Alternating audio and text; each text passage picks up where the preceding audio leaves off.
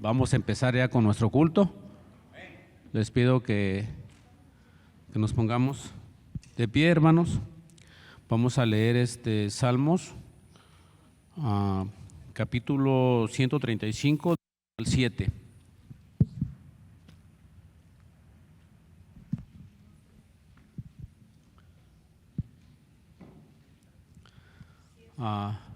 Sí, del 1 al 7. Mis amados hermanos que nos ven por las redes sociales, que Dios los bendiga. Por alguna circunstancia no pudieron asistir, pues gócese como lo vamos a hacer aquí en presencia nosotros. ¿Ya estamos listos, hermanos?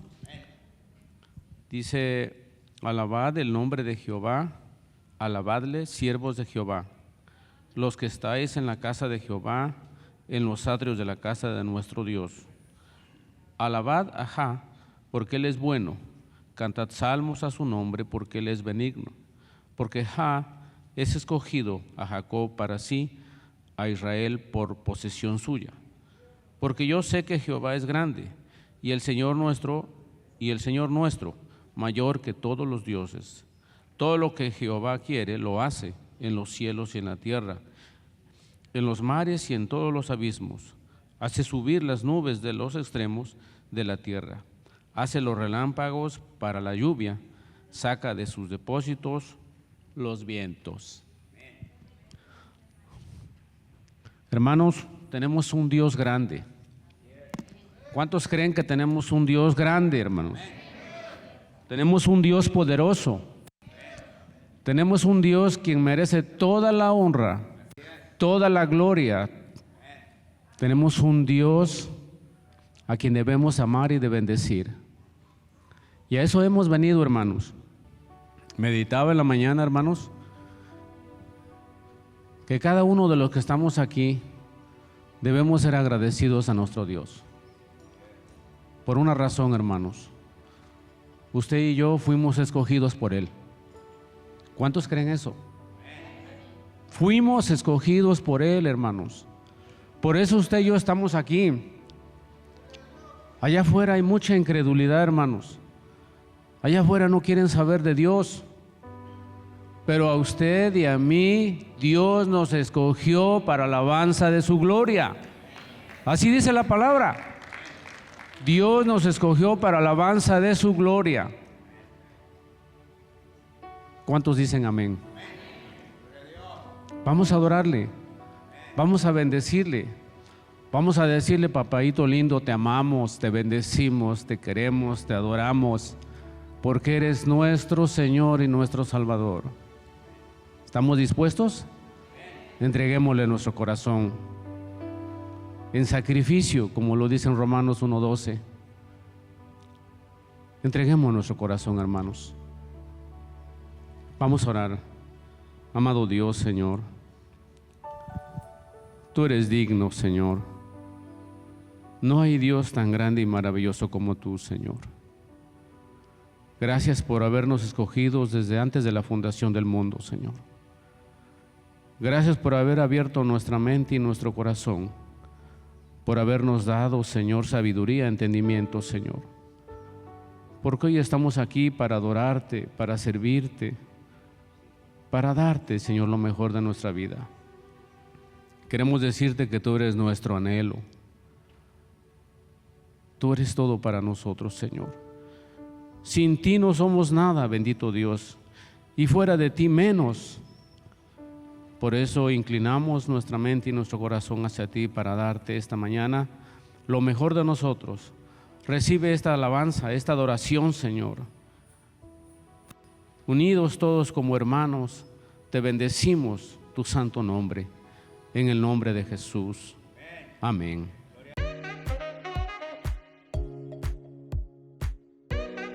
Hermanos, esta es Jessica. Digan hola, Jessica. Jessica, hablamos esta semana y me dice: yo fui bautizado cuando era niño y no entendí, cuando era niña, y no entendí lo que era. Y les hablamos y le explicamos que este es el primer paso que un creyente debe tomar. Es su primera profesión pública de lo que Dios ha hecho en su vida. No tiene ningún poder espiritual, no tiene ningún poder adicional, pero sí es una manera de decir, he muerto a mi vieja vida y estoy listo para caminar con Cristo. Y eso es lo que vamos a hacer hoy. Jessica, ¿has recibido a Cristo como tu Salvador y tu Señor? Yes. Por tu profesión de fe, te bautizo, mi hermana, en el nombre del Padre, del Hijo y del Espíritu Santo. Gloria a Dios.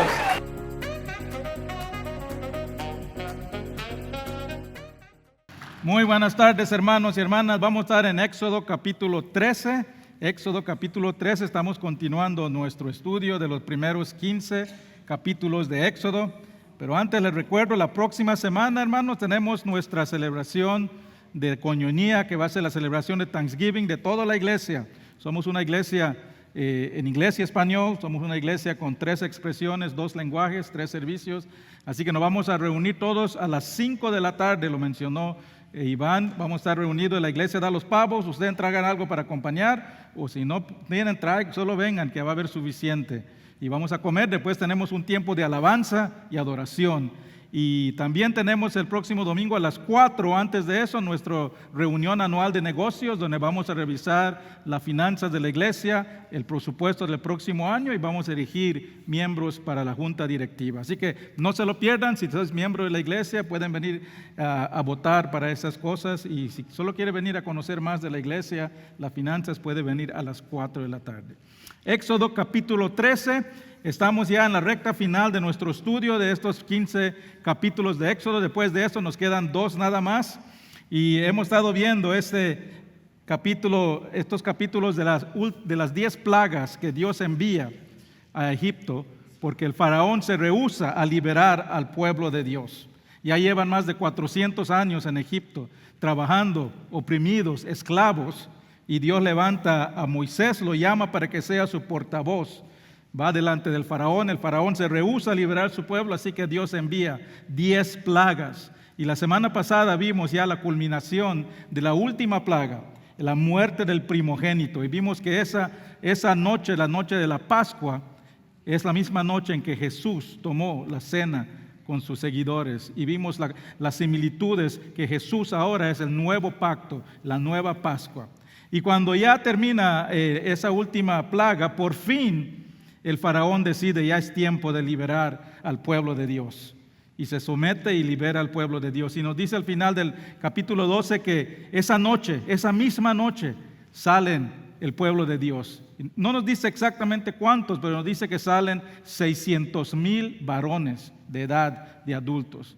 Si haces un cálculo que los varones tenían una esposa, tal vez 1 o 2 hijos, ya estamos hablando de millones de personas que salen esa noche en su libertad. Y eso es lo que vamos a ver hoy. Ahí vamos a tomar el relato. El pueblo de Dios está saliendo de Egipto.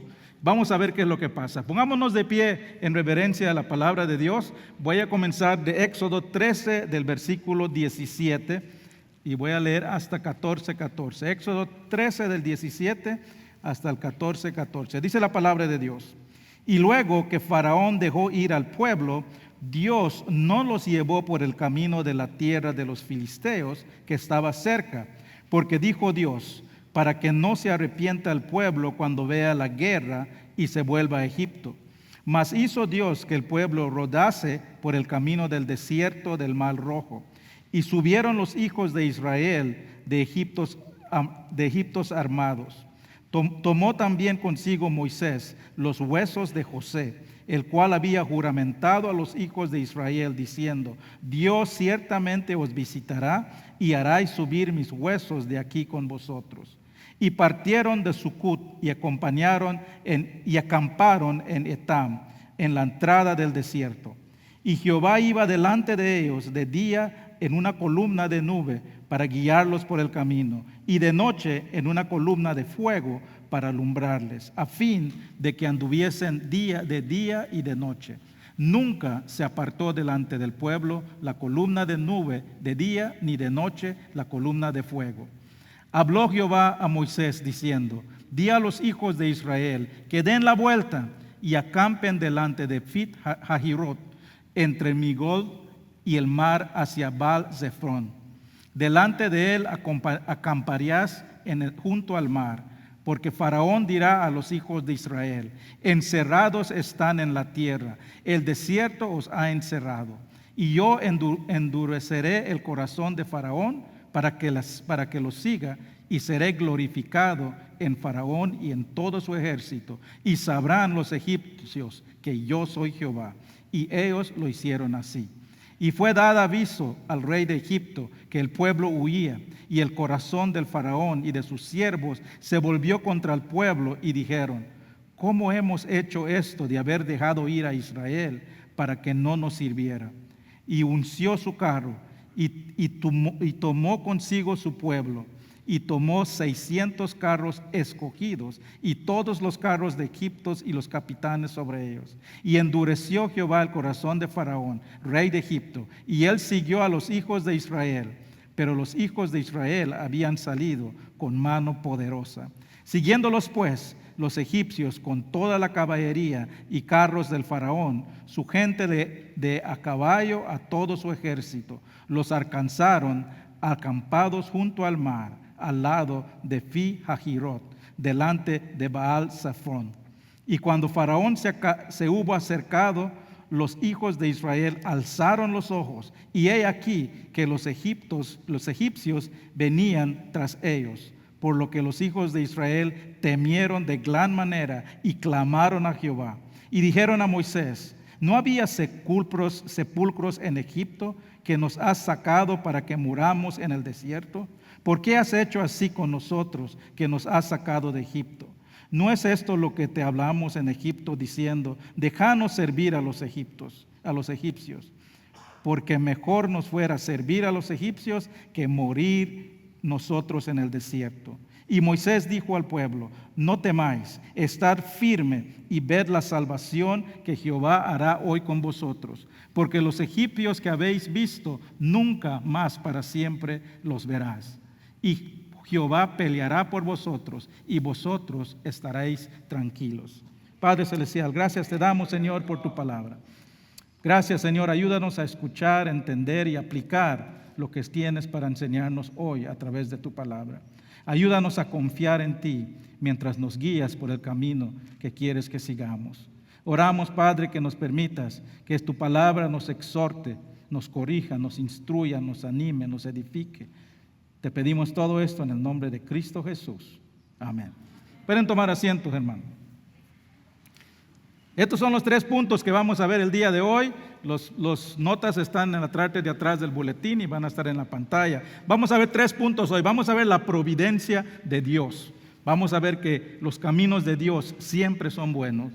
Vamos a ver la presencia de Dios, que Dios siempre está con nosotros en cualquier lugar que nos dirige. Y vamos a ver el propósito de Dios, que aunque muchas veces no lo podemos ver o percibir, los propósitos de Dios siempre son buenos. Vamos a comenzar. La providencia de Dios. Está saliendo el pueblo de Egipto. Acuérdense, hermanos, que este pueblo ha pasado más de 400 años en cautiverio.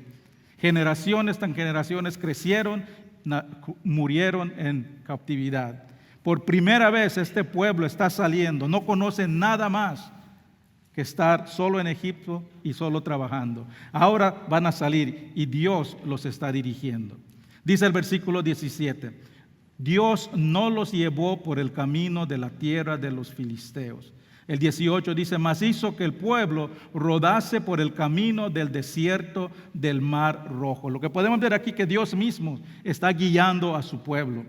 Él usa a Moisés como su portavoz, pero Él es el que está dirigiendo el camino. Y les da instrucciones específicas porque este pueblo no sabe, no conoce nada fuera de Egipto. Y para entender este camino que Dios lo está guiando, es importante tener una breve lección de geografía. Yo no sé, cuando yo estudié este pasaje por primera vez hace muchos años, me ayudó mucho ver dónde es que están diciendo todos estos lugares. Y quisiera mostrarles unas gráficas para que miren. Primero, you can put up slide one, Annie. Ahí pueden ver la gráfica. En la parte de la izquierda está Egipto, en la parte de la derecha está Canaán, la tierra prometida. Ahora, hermanos, si ven ese mapa, ¿cuál es la ruta más cerca, más directa para llegar ahí? Put up slide number 2. Esa es la ruta directa, ¿no? Se vas de Egipto directamente a Canaán. Esa ruta tiene como 150 millas. Es más cerca que de aquí a Las Vegas. Y hay evidencia histórica que unos ejércitos hicieron esa ruta en menos de 2 semanas.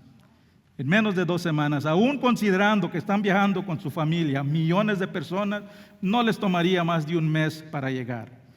Pero después nos dice que Dios les dice, tomen una ruta diferente. Dice el versículo 18 que en vez de dirigirse por el Mediterráneo, donde están los filisteos, dice que se vayan por el desierto. Put up the next slide, Manny. Esa es la ruta que les dice Dios. Primero, la ruta directa está para ahí, pero Dios les dice, vayan por esta ruta, por el desierto, por el Mar Rojo. El Mar Rojo lo pueden ver ahí abajo. Ese es el Mar Rojo que está ahí. Esto sería como que tenemos que salir para Las Vegas, pero nos vamos hacia Los Ángeles. Es una ruta diferente. ¿Por qué dirige Dios en este camino? Este camino es más largo. No está poblado, es desierto. No hay lugares para parar y comer, no hay pueblos, es un lugar totalmente desierto. La otra ruta sí tiene lugares, son establecidos porque está cerca del mar.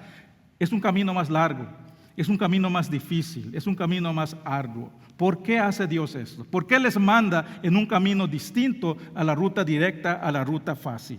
El versículo 17 nos dice por qué. Dice, porque dijo Dios, para que no se arrepienta el pueblo cuando vea la guerra y se vuelva a egipcio. ¿Qué es lo que pasa? Si toman ese camino directo, tan pronto salgan de Egipto y por la mitad del camino, por las siguientes 100 millas es territorio egipcio. Y todo en ese camino hay postas del ejército egipcio.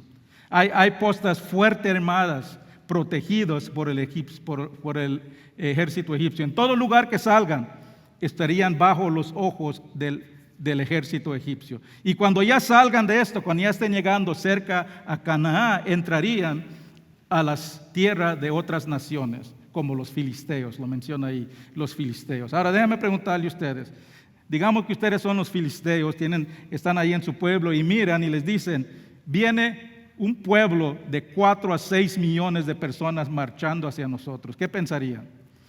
Vienen a conquistar mi tierra y entrarían en batalla. Tan pronto, digamos que se librarían de los egipcios, entrarían en estos lugares donde serían atacados. Este es un pueblo de esclavos, no es un pueblo de guerra. Es un pueblo que nunca habían ha estado en guerra, han sido sometidos a trabajo, no saben pelear, rápidamente serían vencidos. Y se darían la vuelta y regresarían a Egipto, lo dice la palabra, o rogarían al faraón que los vuelve a tomar como esclavo. Dios sabía que su pueblo no estaba preparado para ese largo camino corto, ese camino que les traía la guerra, y los dirige deliberadamente por otro camino, por el camino del desierto. Hermanos, Dios conoce las debilidades de su pueblo. Y nos cuida de esos caminos que no podemos soportar. Aunque no tengan que pasar por estos caminos cortos, Dios nos hace ahí deliberadamente para protegernos, porque sabe que a veces son caminos que no podemos soportar. Y eso nos dice algo muy importante de la providencia de Dios. Vamos a contemplar. La providencia de Dios toma en cuenta nuestras debilidades para planificar el camino que debemos seguir. Dios nunca te llevará por un camino que no puedes soportar. Él nos dirige porque sabe que podemos pasar por ese camino con su ayuda y su sustento. El camino que tú estás pasando es un camino que Dios deliberadamente escogió por ti, porque Él sabe que con su ayuda y su soporte y su sustento, tú puedes atravesar ese camino. Salmos 37, 23 y 24 dice, pero por Jehová son ordenados los pasos del hombre. Él aprueba su camino. Cuando el hombre cayera, no quedará prostrado, porque Jehová sostiene su mano. Hermanos, si tú eres un hijo de Dios, Dios te conoce íntimamente y todo camino de tu vida que Él te dirige, Él toma en cuenta tus debilidades, tus vulnerabilidades, tus circunstancias, tus temores. Al dirigir a su pueblo por el camino más difícil, en realidad lo estaba llevando por un camino más fácil. Claro que era más largo, claro que era más arduo, pero evitarían esos ataques continuos de otras naciones. ¿Alguna vez te has puesto a pensar, hermanos? Muchas veces estamos pasando por adversidades, pasamos por tormentas en la vida fuertes. ¿Alguna vez te has puesto a pensar que ese camino arduo que estás pasando, que hay otro camino más difícil del cual Dios te ha protegido? Que en su providencia Dios mismo te puso en ese camino de adversidad que pasas para que no tengas que pasar por otra adversidad que no hubieses podido soportar. Piensa en la próxima vez que seamos tentados de cuestionar la sabiduría de Dios, la bondad, la providencia. No podemos entender o percibir por qué Dios nos tiene por ese camino largo y arduo.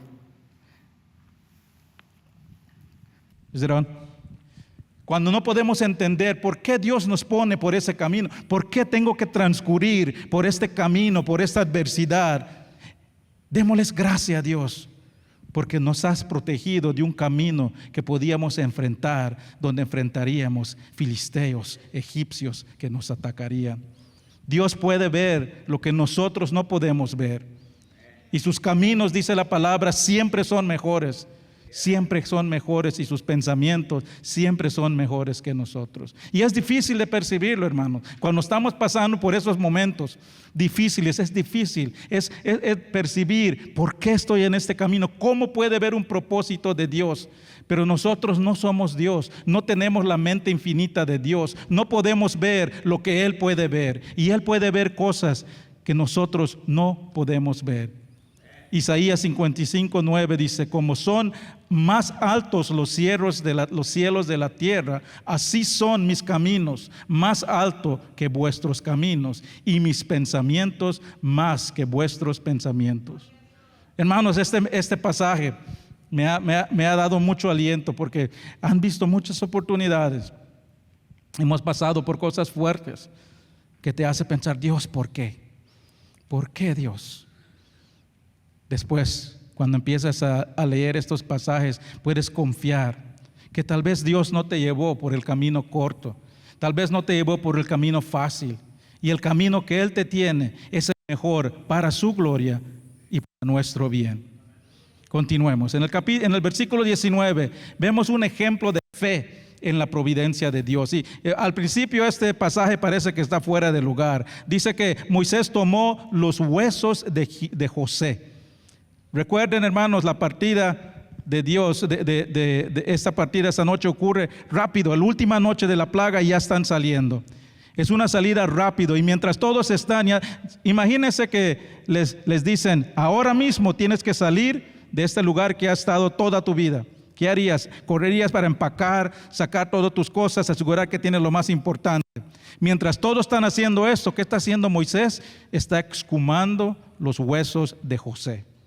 Ahora, para entender esto, hay que poner en contexto los huesos de José. ¿Por qué hace eso? Y tenemos que regresar a Génesis capítulo 50.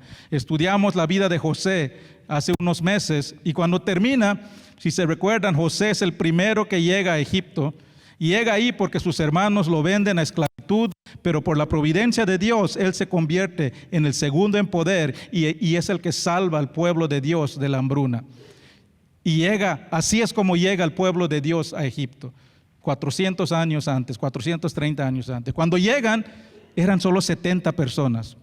Ahora que están saliendo, son 4 millones de personas. Cuando José, en su final de su vida de José, él está por morir, y al final del capítulo 50 de Génesis, les dice que le hagan una promesa a su familia. Les dice: yo estoy seguro, ciertamente, dice, Dios vendrá a visitarles, y cuando Él venga, quiero que lleven mis huesos a la tierra que Él les prometió. José pide eso hace 400 años. Dice: Dios ciertamente vendrá y los llevará a la tierra prometida. Y eso es lo que dice la palabra de Dios cuando Moisés saca sus huesos. Y dice: cuando vengan, lleven mis huesos en la casa de mis ancestros. Y eso es mucho más, hermanos, que un acto sentimental. Eso nos asegura de que podemos confiar plenamente en la prometida providencia de Dios. al exhumar los huesos de José, es una afirmación de la fe en las promesas de Dios. Es evidencia física para todo el pueblo de la fidelidad de Dios cuando estén por ese camino difícil.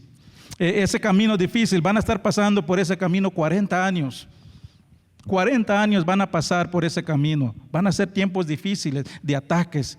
Y cuando se estén aflaqueando su fe, Moisés puede decir, miren los huesos de José. Él tuvo fe por 400 años. Es evidencia física de la fidelidad de Dios. Y nos dice Hebreos 11, que es el capítulo de la fe, que es una demostración de fe. Hebreos 11:22. Por la fe, José, al morir, mencionó la salida de los hijos de Israel y dio mandamiento acerca de sus huesos. Cuando Moisés exhume los huesos de José, lo está haciendo honor a la fe de José y a la fe en las promesas de Dios. Esa es una verdad que Israel tenía que aferrarse en su camino por el desierto. Están entrando por un lugar desconocido. Están saliendo de esa tierra de Egipto por primera vez. Y esos huesos son un poderoso recordatorio que Dios siempre cumple sus promesas.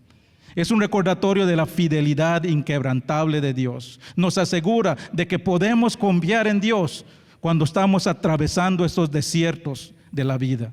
Hermanos, hay muchas veces que Dios nos lleva por caminos largos, difíciles, arduos, caminos que no entendemos por qué estamos ahí. Tal vez es una enfermedad grave, tal vez es un conflicto familiar, tal vez son puertas de oportunidad que se nos cierran, tal vez es algo estresante.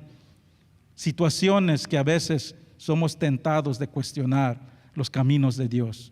Cuando eso ocurre, piensa en los caminos aún más difíciles de los cuales Dios te ha protegido. Y piensa en su fidelidad, en su providencia y en sus planes que son mayores y mejores que los nuestros.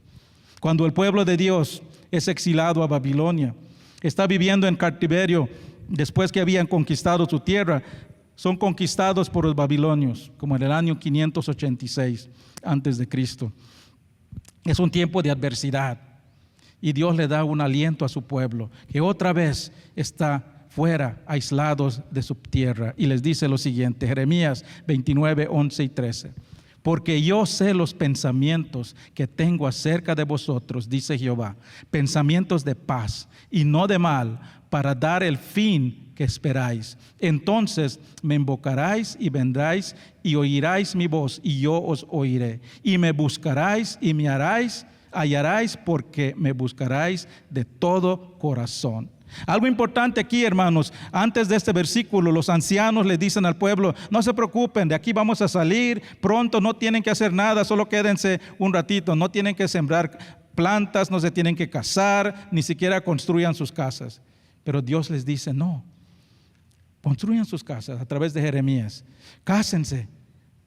Pero yo tengo planes buenos para ustedes. Noten que no les dice, todo va a estar bien, no van a sufrir. No les dice, no van a tener problemas, ya no tendrán que sufrir más, sino que les dice, confíen en mí. Ese pueblo les dice, van a estar aquí 70 años.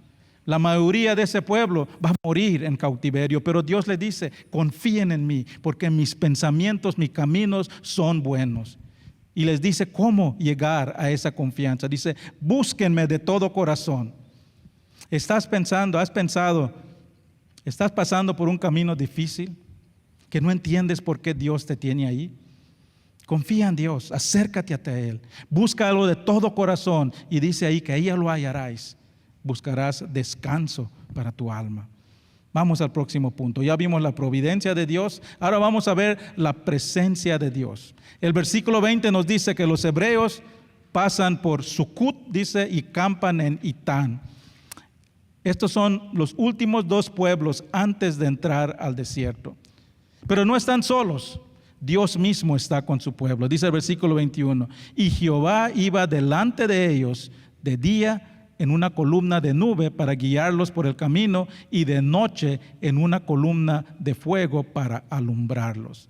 Andaba con ellos de día y de noche. No eran dos columnas, era una columna de día y de noche. Era una misma columna que los guiaba. Lo que vemos aquí es una teofanía, es una manifestación visible de Dios. Dios mismo estaba cerca de su pueblo, guiándolos con su presencia. Y el versículo 22 nos dice que Dios nunca se apartó delante de su pueblo. Imagínense, hermanos, qué bonito fuera, ¿no? Que todos tuviéramos esa nube divina que nos guía por todos lados donde vamos. Qué bonito sería, ¿no? ¿Qué trabajo tengo que tomar? Solo sigue la nube. ¿Con quién me tengo que casar? Solo sigue la nube. ¿Qué trabajo debo tomar? ¿Con quién debo salir? ¿Debo tomar esto? Solo sigue la nube. No necesitas GPS, solo sigue la nube. Suena bonito hasta que esta nube te lleve por un lugar que no quieres ir. Pero nosotros no necesitamos una nube delante de nosotros, hermanos. Nosotros tenemos algo mejor. Nosotros ya no tenemos a Dios delante de nosotros. Nosotros tenemos a Dios viviendo adentro de nosotros. Gloria a Dios. En Juan 14, Jesús está preparando a sus seguidores para regresar al cielo. Ellos han estado con Él por 3 años y escuchan que Jesús dice, me voy, y se ponen tristes. Pero Jesús les dice que el hecho de que Él se va no significa que los está abandonando. Juan 14, 16 al 18 dice, y yo rogaré al Padre y os dará otro consolador para que esté con vosotros para siempre. El Espíritu de verdad, el cual el mundo no puede recibir porque no lo ve ni lo conoce, pero vosotros lo conocéis porque mora en vosotros y estará en vosotros. No os dejaré huérfanos, vendré a vosotros. Esa es una gran diferencia, hermanos, del Antiguo Testamento y el Nuevo Testamento después de que Jesús vino. Antes, el Espíritu de Dios estaba por delante, estaba guiando, reposaba sobre las personas por funciones especiales, por obras especiales, pero nunca moraba en ellos. Cuando Jesús viene y se va, dice, les voy a mandar otro. Esa palabra que dice otro consolador, literalmente significa otro del mismo. Dios mismo, Dios Hijo se está yendo y Dios Espíritu Santo va a venir. Y en Hechos 2 vemos, se cumple esto, llega el Espíritu Santo por primera vez y reside en los creyentes. Y desde ese momento, toda persona que pone su fe en Cristo recibe la presencia de Dios permanentemente morando a través del Espíritu Santo. Primera de Corintios 3:16 dice, ¿no sabéis que sois templo de Dios y que el Espíritu de Dios mora en vosotros? Todo hijo de Dios tiene la presencia permanente de Dios morando en él. Y hermanos, igual como esa nube que iba delante de los hebreos, la presencia de Dios, el Espíritu Santo, nos guía en los caminos de Dios.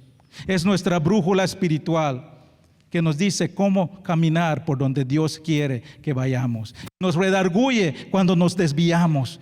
Nos dice, aquí no es donde Dios quiere que estés. Tienes que regresar a los caminos de Dios. Juan 16, 7 y 8 dice, pero yo os digo la verdad, os conviene que yo me vaya, porque si no me fuera, el Consolador no vendrá a vosotros, mas si me fuera, os lo enviaré. Cuando Él venga, convencerá al mundo del pecado, de justicia y de juicio. La palabra aquí de convencer significa mucho más que razonar o que explicar. Es un término legal. Viene a dar juicio, viene a sentenciar. Es evaluar evidencias y encontrar culpable a un acusado. El Espíritu Santo es nuestra guía que nos dirige en los caminos de Dios. Nos redarguye cuando nos desviamos. Hermanos, si tú eres un creyente, si tú has puesto tu fe en Cristo, tú tienes una brújula espiritual viviendo en ti. Tú tienes algo en ti, es el Espíritu Santo que te dice dónde debes ir y dónde no debes ir. Ese Espíritu Santo es lo que te convence cuando estás escuchando, te muestra algo, te pone algo delante de ti que te dice, estás por el camino equivocado. Regresa a Dios. Muchas veces si te sientas en un sermón, escuchas un mensaje y dices, ese pastor me está hablando directamente a mí. Alguien le compartió mi WhatsApp al pastor. Sabe todo lo que estoy haciendo y diciendo. No, hermanos, no es porque el pastor, alguien le chismeó algo de tu vida. Es el Espíritu Santo que te está redarguyendo. Está conmoviendo tu corazón. Esa es tu brújula espiritual. Igual como esa nube iba adelante, es el Espíritu Santo que te dice, aquí es donde Dios te quiere. Regresa, no debes que estar por ese camino. Esa es la nube divina que nos está guiando a los caminos de Dios. Y noten, hermanos, que en este versículo Jesús dice que nos conviene que Él se vaya para que venga el Espíritu. Es bueno tener el Espíritu Santo. Es una buena noticia. El Espíritu Santo en nosotros no es solo para condenarnos. Porque muchas veces decimos a los hijos, cuidado, pórtate bien porque Dios te está viendo y te va a castigar si te portas mal. Al contrario, hermanos, debemos decirle, pórtate bien que Dios te está viendo porque quiere recompensarte por portarte bien. El Espíritu Santo no viene, no dice aquí que es nuestro condenador, es nuestro consolador. Él viene a consolarnos. Él nos envió el Espíritu Santo para que pudiéramos disfrutar el consuelo de Dios, para que podamos disfrutar la presencia continua del Espíritu y del Dios Todopoderoso. Piensa en lo maravilloso de esta verdad, hermanos. Piensa en esta verdad. Porque lo escuchamos muchas veces, tienes el Espíritu Santo, pero examina esta verdad. Si tú has entregado a tu vida a Cristo, la gloriosa presencia del Dios Todopoderoso, del Creador de este mundo, habita en ti. El Dios Todopoderoso toma residencia permanente en tu vida y nunca te abandona, nunca te desampara, siempre está contigo, igual como esa nube no abandonaba a su pueblo. Consolándote, fortaleciéndote, guiándote, dándote estabilidad, brindándote paz, cuando no hay ninguna razón terrenal por tener paz. Eso es lo único que nos mantiene firmes para navegar por los caminos difíciles y los desiertos de la vida. Necesitamos fe en la fidelidad incrementable de la providencia de Dios. Necesitamos la certeza de que su presencia siempre está con nosotros. Y finalmente, el último punto, necesitamos confiar en el propósito de Dios.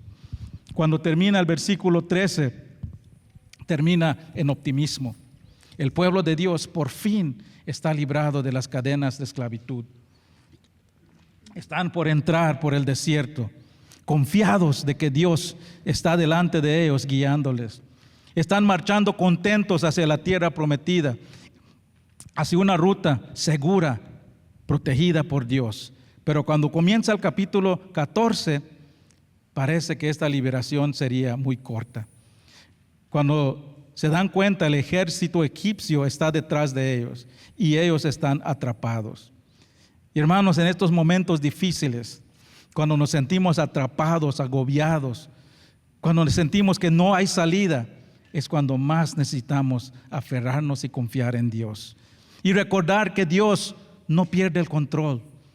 El hecho de que estás pasando por un problema no significa que Dios perdió el control.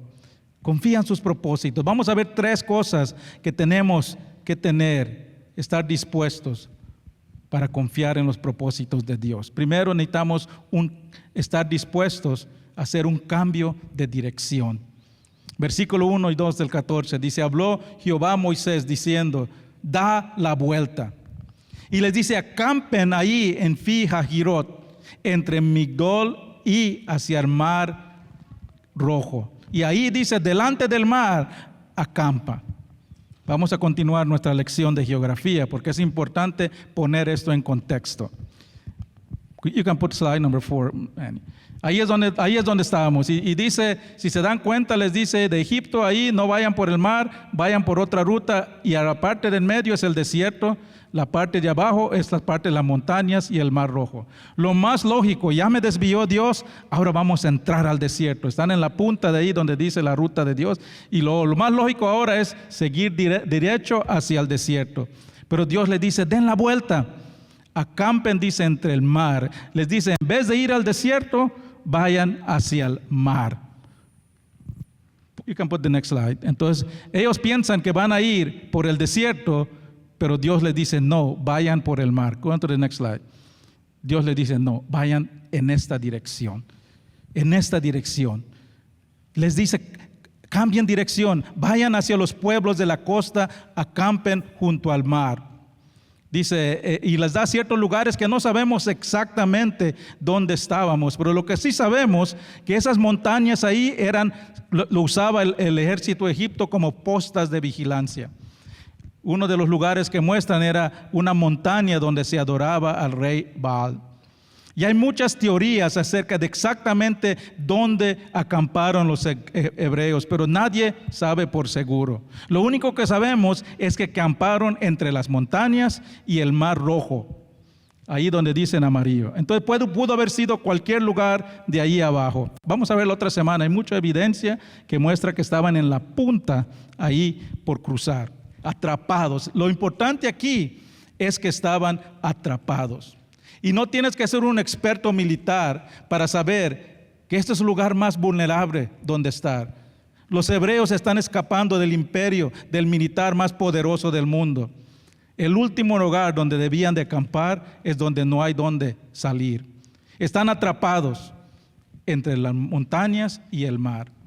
Pero esto es un cambio de dirección intencional de Dios para cumplir sus propósitos. Dice el versículo 3, porque Faraón dirá a los hijos de Israel, encerrados están en la tierra y el desierto los ha encerrado. Dios le estaba poniendo una trampa al Faraón y los hebreos eran la carnada. Dios está enviándolos intencionalmente a ese lugar vulnerable para cumplir su propósito. Y nos dice versículo 4, ¿cuál es el propósito? Dice el versículo, yo endureceré el corazón de Faraón para que lo siga, y seré glorificado en Faraón y en todo su ejército, y sabrán los egipcios que yo soy Jehová. Dios usa al Faraón y su ejército como instrumento para revelar su gloria al mundo. Dios tenía un propósito mayor en la liberación del pueblo. Claro que sí, esa fue la razón. Dios liberó a su pueblo, pero la razón principal para liberar a su pueblo era para que su gloria sea manifestada. Y eso es lo que vemos una y otra vez durante las plagas. Dios les dice, les voy a mostrar quién es Dios. Hermanos, si Dios te ha liberado de las cadenas del pecado, no fue solo para salvarte del infierno. Eso sí, es una razón, Dios te salvó del infierno. Pero la razón más importante es para que su gloria sea manifestada a través de tu vida. 1 Corintios 6:20 dice, porque ha sido comprado por precio, glorificad pues a Dios en vuestro cuerpo y en vuestro espíritu, los cuales son de Dios. Si te sientes atrapado como los hebreos, si sientes que no tienes cómo escapar de los ataques que estás pasando, Dios te tiene ahí por un propósito. Y no importa en dónde Él te tiene acampado, Él desea que tú manifiestes su gloria. Esa es la razón que te salvó. Fuimos salvados para servir y para adorar a Dios. Lo segundo que podemos ver de cómo Dios cumple su propósito es con un cambio de determinación. Cuando el faraón se da cuenta que ha perdido su fuerza laboral. Recuerda, hermanos, que son 400 años que los egipcios no hacen trabajo laboral. Y cuando se dan cuenta, ya se fueron las personas que hacen mi trabajo duro, que me cocinan, que me limpian, que me cuidan mis hijos, que me hacen las tortillas en la mañana. Cuando se dan cuenta, ¿quién me va a hacer mis tortillas? El faraón y su pueblo se arrepienten. Y envía su fuerza militar, el mejor de su militar, detrás de los hebreos. Dice el versículo 9, siguiéndolos pues los egipcios con toda la caballería y carros de Faraón, su gente de caballo y todo su ejército, los alcanzaron acampados junto al mar. Hermanos, tengamos cuidado de pensar que Satanás nos va a dejar ir libres fácilmente cuando decidimos caminar con Dios. Tengamos cuidado de pensar que Satanás va a decir, ya los perdí, se fueron, ya, voy a buscar a otro. No, hermanos, cuando decidimos seguir a Dios, cuando decidimos seguir a caminar con Dios, Satanás no se ha olvidado de ti. Al contrario, cuando nos escapamos de las garras de Satanás, es cuando Él doblega sus ataques. Es cuando más nos persigue, es cuando más intenta que regresamos a sus dominios. Cuando más se da cuenta que no quiere que estemos con Dios. Cuando estamos caminando con Dios, debemos estar determinados a pararnos firmes. Hermano, cuando una persona nueva decide seguir a Cristo, es nuestra responsabilidad como iglesia llevarlos, tomarlos de la mano, enseñarles qué significa es caminar con Dios, ayudarles a crecer, porque ahí es donde van a venir los ataques.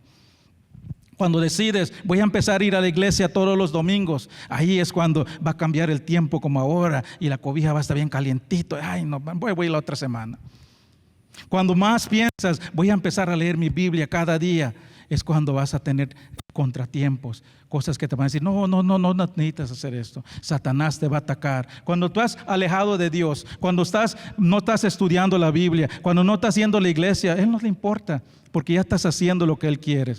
Pero cuando decides seguir los caminos de Dios, Él va a redoblar sus esfuerzos para estorbar tu camino con Dios, para que no estés caminando con Dios. Y ahí es donde nos tenemos que parar firmes. Efesios 6, 12 y 13 dice, porque no tenemos lucha contra sangre y carne, sino contra principados, contra potestades, contra los gobernantes de las tinieblas de este siglo, contra huestes espirituales de la maldad en las regiones celestiales. Por tanto, dice, tomad la armadura de Dios. ¿Para qué? Para que podáis resistir el día malo, habiendo acabado todos. Estad firmes. Esa palabra estad firmes es un término militar. Significa mantener tu posición en el campo de batalla cuando el enemigo ataca. Significa mantener tu posición. Es la imagen de un soldado que se niega a ceder 1 pulgada de terreno al enemigo. Un soldado que está protegiendo el terreno que ha ganado. ¿Qué es el terreno que has ganado? Cuando ganaste la salvación, cuando Dios te dio la salvación, Él te dio un terreno, te dio paz, te dio gozo, te dio esa esperanza. Y eso es lo que Satanás quiere robar. Ese es el terreno que Satanás quiere quitar de tu mente. Quiere pensar que tú puedes perder tu salvación. Quiere que pienses que no puedes tener paz, que no mereces tener gozo, que no mereces tener esperanza. Pero aquí nos dice que el soldado de Dios se para firme y no cede 1 pulgada de lo que lo ha logrado. ¿Cómo lo hacemos? Fortaleciendo con el poder de Dios y la armadura de Dios. Pueden seguir leyendo del versículo 14 al 15, ahí va a hablar de la armadura de Dios. Lo tercero que podemos ver de cómo Dios cumple sus propósitos es con un cambio de disposición. ¿Cómo responden los hebreos cuando ven al ejército egipcio se acerca? De la misma manera que muchos respondemos cuando somos tentados por el mundo. Empezamos a lamentar lo que dejamos atrás. Los hijos de Israel temieron de gran manera y clamaron a Jehová. No había sepulcros en Egipcio. ¿Por qué nos sacaste que muramos en el desierto? ¿Por qué no nos dejaste ahí? Dice. ¿Por qué no nos dejaste como esclavos? Ahora, hermanos, nosotros sabemos cómo termina esta historia. La otra semana vamos a ver que el pueblo de Dios cruza el Mar Rojo. Nosotros sabemos eso, pero pónganse en los pies de los hebreos. Esta situación precaria que están. Y no nos apresuremos a juzgar y a criticarles. Porque ¿cuántas veces hemos nosotros estado en situaciones difíciles? ¿Cuántas veces hemos dicho, Dios, ¿por qué estoy atrapado en esta situación? Dios, te estoy siguiendo tus caminos. ¿Por qué permites que esté pasando por esta adversidad? La respuesta de Dios para nosotros es la misma que le da a los hebreos. Versículo 13 dice, no temáis, estad firmes, ved la salvación que Jehová hará hoy con vosotros. Jehová peleará por vosotros y vosotros estaréis tranquilos. Dios le dice, cambien su disposición, cambien su manera de pensar, cambien su actitud. En vez de renegar, hagan estas cosas, no teman, estén firmes, vean cómo Dios va a obrar y estén tranquilos. Hermano, una de las cosas más difíciles que nos pide Dios que hagamos es simplemente permanecer quietos. Es simplemente esperar en Dios. Porque nuestra naturaleza cuando estamos en un problema, cuando estamos en una adversidad, es qué podemos hacer para solucionar este problema. Claro, debemos de poner de nuestra parte. Pero primero debemos de escuchar a Dios. Dios, ¿qué quieres que haga en esta situación? Y es así como nos fortalecemos. Isaías 40:31 dice, los que esperan en Jehová tendrán fuerzas nuevas, levantarán alas como las águilas, correrán y no se cansarán, caminarán y no se fatigarán. Mantenerse firme en medio de las tribulaciones, hermanos, demuestra confianza en Dios. Estamos en medio de una tribulación, queremos buscar una solución, queremos hacer algo, pero a veces Dios nos dice, ¿sabe qué es lo que quiero que hagas? Nada, espera en mí. Solo quiero que no tengas miedo, te pares firme, quiero que estés tranquilo y veas lo que yo voy a hacer en esta situación. Y ahí vamos a retomar la historia la próxima semana. Vamos a ver cómo Dios se glorifica en esta situación que parece humanamente imposible. La próxima semana vamos a ver la culminación de la salvación de Dios cuando están atrapados entre el mar y la montaña, el ejército, y piensan que ya no hay salida. Vamos a ver cómo Dios se glorifica en esa situación. Le voy a pedir al grupo de alabanza que pase adelante. Hermanos, ¿alguna vez te has sentido como los hebreos se habrán sentido? ¿Alguna vez te has sentido atrapado en una situación que no ves la salida? Tal vez lo estás viviendo en este momento. Tal vez ahora mismo te sientes atrapado entre el mar y las montañas. Tal vez en este mismo momento sientes que estás en una situación que no hay escape. Tal vez estás caminando con Dios, sirviéndolo, siendo fiel, pero estás pasando por adversidades, decepciones, que te hace dudar si puedes seguir adelante. No puedes ver una salida. Te sientes agobiado, desanimado, hasta tentado de cuestionar a Dios. Tal vez si estás enojado con Dios en este momento, enojado con su iglesia por lo que estás pasando. Tal vez no le has dado la espalda, le sigues sirviendo, pero cada día que pasa vas creciendo en amargura, cinismo, desconfianza, y no puedes tener la paz y el gozo en tu experiencia con Dios. En estos momentos es cuando necesitamos aferrarnos a Dios, es cuando necesitamos confiar en su providencia, en su fidelidad, confiar que Él siempre tiene un camino y sus caminos siempre son buenos, confiar en su presencia, que Él está con nosotros siempre, en cualquier lugar que Él nos tiene, Él no nos abandona, y confiar en sus propósitos, que aunque no podemos ver o percibirlo, sus propósitos siempre son buenos, sus caminos y sus pensamientos son mayores a las nuestras. Si estás pasando por esos momentos, el altar va a estar abierto. Pongámonos de pie. Vamos a orar para esta canción. El altar va a estar abierto. Puedes pasar, entregarle esa carga que tienes, ese agobio que tienes. Habrá personas aquí para orar si necesitan oración. Y si, hermanos, el camino por esta vida es difícil, hay adversidades muy difíciles, pero es aún más difícil si no tienes a Dios. Es aún más difícil si no tienes el Espíritu Santo guiándote, dirigiéndote, fortaleciéndote. Y si tú nunca has entregado tu vida a Cristo, no tienes ese Espíritu de Dios todavía. Vas a vivir este mundo, tal vez las pases, pero no puedes tener el mismo gozo y paz y esperanza que no tienes el Espíritu. Y si eres tú, en este día quieres recibir el Espíritu de Dios, quieres decir, Señor, ya me cansé de estar caminando y tratar en mi propio poder de guiar mi camino. Líbrame, Señor. Quiero hoy recibir tu Espíritu en mi corazón. Si ese eres tú, pasa adelante, voy a estar enfrente y te puedo explicar cómo. Padre Celestial, gracias te damos, Señor, por este día, por tu palabra. Gracias, Padre, por tu providencia y tu fidelidad, que siempre tienes un camino bueno para nosotros. Ayúdanos a confiar, Padre, a confiar de que tus caminos son mayores que las nuestras. Ayúdanos a confiar en tu presencia, que tú no nos abandonas, que tu presencia siempre está en nosotros dirigiéndonos. Y ayúdanos a confiar en tu propósito.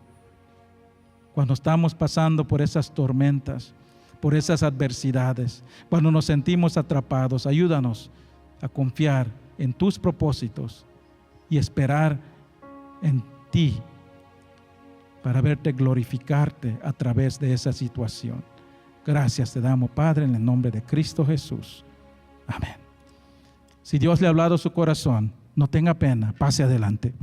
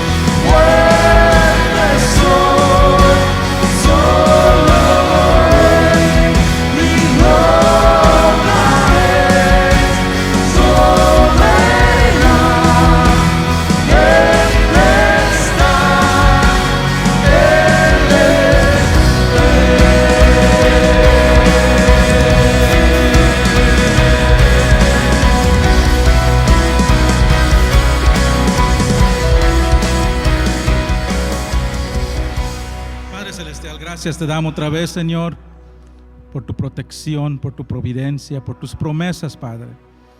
Padre, te pedimos, Señor, que al salir de este lugar, Padre, que este mensaje siga viviendo en nosotros.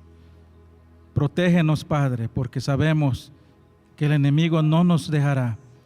El enemigo nos perseguirá siempre. Padre, hay tantas cosas alrededor que nos están agobiando a nuestro pueblo en este momento, Padre. Y es un momento propicio para mirar hacia arriba y acercarnos a ti, Padre. Nuestra única providencia, nuestra única protección divina. Dice tu palabra que no hay arma forjada que puede contra ti. También dice que si Dios con nosotros, ¿quién contra nosotros? Gracias, Padre. Gracias por protegernos y por tenernos siempre en tu presencia. Te damos gracias por todo esto, Señor. En el nombre de Cristo Jesús. Amén. Amén. Gracias por acompañarnos, hermanos. La otra semana vamos a ver cómo Dios se manifiesta al cruzar el Mar Rojo. Vamos a cantar un canto más, hermanos. Me dice la hermana Ana que sobró mucho café, así quieren un café para el camino, que hay mucho frío, pasen a tomar café. Un hermano trajo atol también y hay un poco ahí si quieren, así que pasen ahí por el coffee area. Así que vamos a cantar un canto más, hermanos. No se vayan, hermanos, vamos a adorar a nuestro Dios antes de irnos.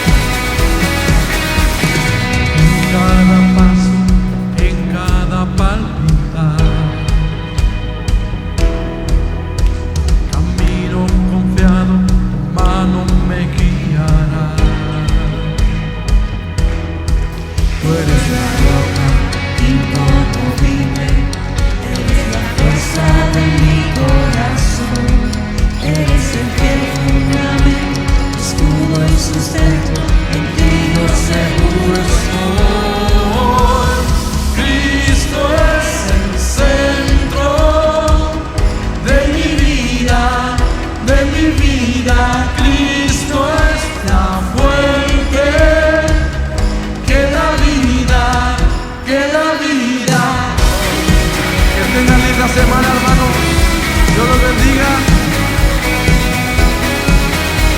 En medio de vientos, aún en